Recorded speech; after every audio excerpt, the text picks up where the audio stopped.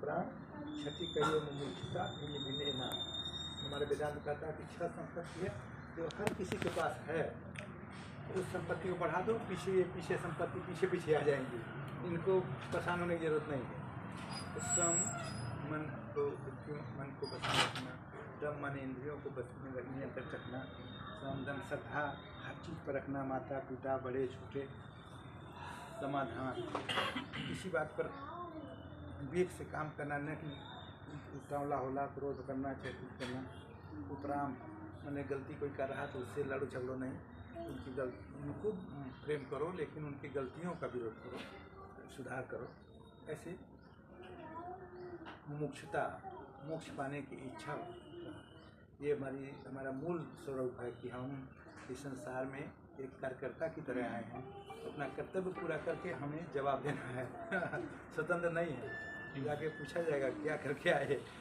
और फिर ऐसा मुसलमानों के यहाँ तो है कि हर व्यक्ति के कंधे पर नकीरन मुकीरन 2 दूत रहते हैं, वो क्षण लिखते रहते हैं क्या अच्छा किया, ये बाएँ वाला बुरा लिखता है और दाएँ वाला अच्छा लिखता है, ऐसी मान्यता है। हमारे यहाँ भी है कि हमारे कर्म शास्त्र दर्शन ऐसे बताया कि लिखा है, वहाँ पर जाकर निर्णय होगा। आगे बढ़ाए, अलग से कुछ नहीं कर, उसमें गलतियाँ थी उसको सुधार करके बोलते हैं कि अपन कर्म ने मिटो जाए, कर्म का लिखा मिटे तो कैसे जो जुट जाए। कर्म को मानते हैं, पुनर्जन्म को मानते हैं, और अपने सरबैया भला अपने छाल गिरा निराश, जाके अगर नदी बहस होकर हमने किया, निराश होने की जरूरत नहीं समस्या से। वो कहते हैं निराश होने की जरूरत नहीं, तुम आगे बढ़ोगे, परमात्मा सहायता करेगा, खाली आगे बढ़ने की जरूरत। अब भगवान ने कहा कि जाना नहीं, भगवान खोजो कहीं नहीं मिलेगा, पूरा ऐसा ही मिलेगा, पूरा कहाँ देगा। भगवान को खोजने नहीं जाना, भगवान को पाना हो तो आँख बंद करना, अंदर मिलेगा। चीज़ एक खोजने जाना, आँख बंद करना, अंदर मिलेगा। जो सामने है भगवान मान के सेवा कर दो, खुश हो जाएगा, ऐसा बोले। जो सामने यही भगवान, इनको भगवान ये भगवान सब भगवान रूप हैं, इनको ही सेवा कर दो, इनको जो चाहिए दे दो, संतुष्ट कर दो, उन्हें खुश कर दो, उन्हें दुख मत दो, वो खुश हो जाएगा। ये नहीं करें कि यही भगवान है, यही खुश हो गया तो हमको हो गया, करें वो खुश हो जाएगा। अयोध्या में वो पूरा ले रहे थे भोग लगाने के लिए मंदिर में, तो इधर से कुत्ता आया तो बड़े लाठी से पुजारी बोले उसको भगाए, उधर से भिखारी है उसको भगाए। तो कबीर साहब लिखे हैं, बोले हैं कि साक्षात भगवान द्वार से भूखा जाए, पत्थर को भोग लगाई। साक्षात भगवान को कुत्ते के रूप में भिखारी को उनको भगाता है, उस पत्थर को जाके भोग लगाता है। लोग समझते हैं कि मूर्ति का आलोचना नहीं कर रहे हैं, वो कह रहे हैं कि ये भोग तुम इस भिखारी को, इस कुत्ते को दे देते, वो भगवान खुश हो जाता, अंदर वाला मंदिर वाला।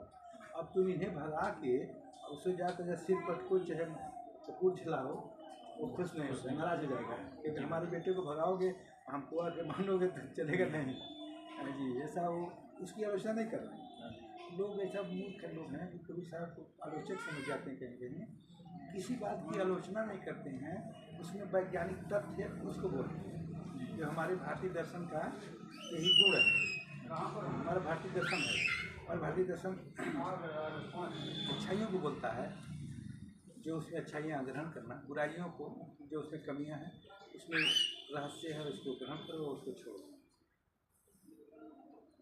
मूर्ति पूजा तो वैसे भी हमारा भारतीय दर्शन नहीं है, ये तो हमारे पौराणिक अपने गुरु परंपरा आस्था हम महापुरुष के यहाँ करते हैं, हम मूर्ति पूजा करते भी नहीं। जैसे मूर्ति पूजा में और हम जो महापुरुषों का बनाए हैं, कबीर साहब का यहाँ रखते, चाहे साहब किसी का रखते हैं, अम्बेडकर साहब, महात्मा गांधी, कोई नेता, कोई जवाहरलाल, किसी का भी लगाए हैं। तो ये मूर्ति पूजा नहीं, ये स्मारक है। मूर्ति पूजा में प्राण प्रतिष्ठा होती है, उसका भोग लगाओ, उसका एक जैसे अयोध्या में हुआ, प्राण प्रतिष्ठा हो जाएगी, तो मानवीकरण हो गया।